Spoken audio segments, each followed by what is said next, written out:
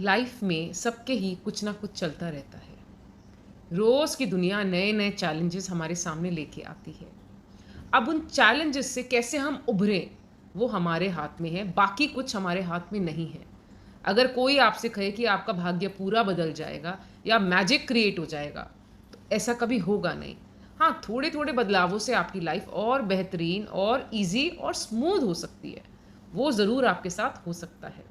तो चलिए आज इसी विषय पे हम बात करते हैं कि हम अपनी लाइफ या अपने आप को डिफ़िकल्ट टाइम्स में या डिफ़िकल्ट सर्कमस्टांसेस में भी कैसे पॉजिटिव रखें और कैसे ज़िंदगी के इस सफ़र में आगे बढ़ते चलें। अब आप सोचिए कि अगर आप परेशानियों से बहुत जूझ रहे हैं और आपको ज़िंदगी में समझ नहीं आ रहा है कि आपको क्या करना चाहिए, तो क्या करें? आज छोटे-छोटे टिप्स मैं आपके लिए लेके आई हूँ, जिससे आपको कुछ फ़ायदा हो और आप भी लाइफ़ में अपनी समस्याओं का ईज़ी और स्मूथ वे आउट ढूँढना समझ लें।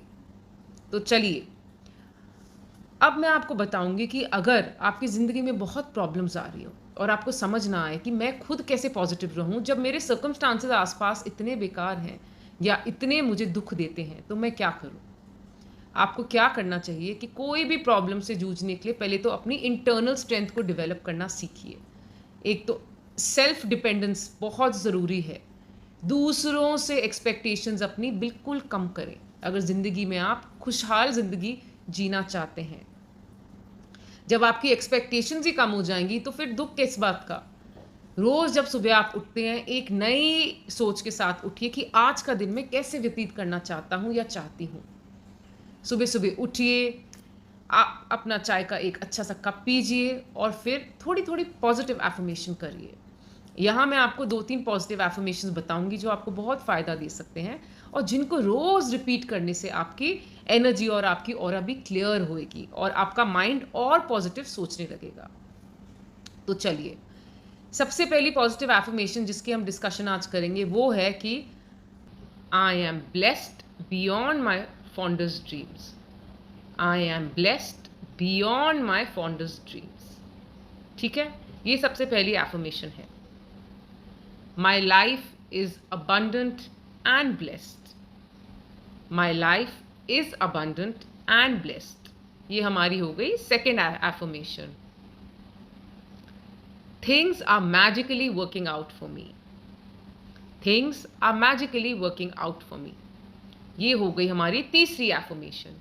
तो इन एफर्मेशन में से जो भी आपको एफर्मेशन पसंद आती है या जो आपके साथ रेजोनेट होती है, आप वो एफर्मेशन चूज करिए और रोज रोजाना डेली उसको बोलते रहिए। एफर्मेशंस का क्या असर होता है? आप रोज अफर्म करते हो और धीरे धीरे वो आपके सिस्टम में या आपके सबकॉन्शियस माइंड में जाके बैठ जाती है और फिर वो एक आपका बिलीफ सिस्टम बन जाती है। और जब आप एक चीज़ में बिलीफ या फेथ रखते हो तो वो एक्चुअली हो जाता है।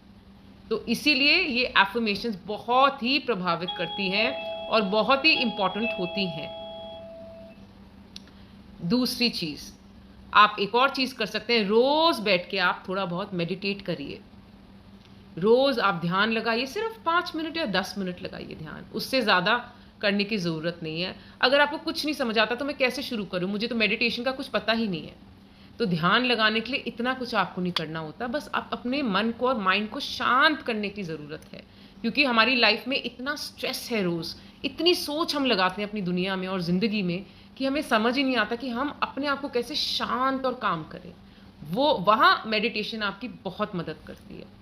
तो आप एक चैंट पकड़ सकते हैं। सबसे सिंपल चैंट जो मैं आपको बताती हूँ, हमारे हिंदुज़्म में माना जाता है, वो है ओम।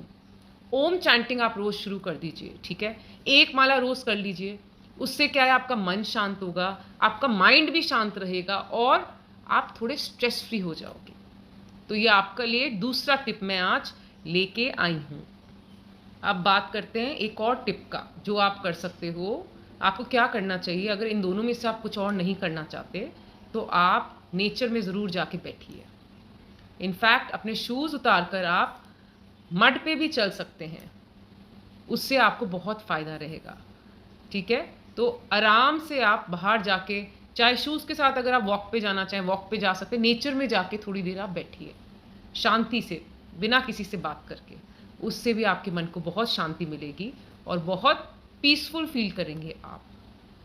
ठीक है? तो ये सारे टिप्स मैं आपको आज दे रही हूँ और इन टिप्स को प्लीज़ आप अपनाइए, इनको अप्लाई करके देखिए और फिर मुझे कमेंट्स में नीचे आकर बताइए कि आपको कितना फ़ायदा रहा इन टिप्स का।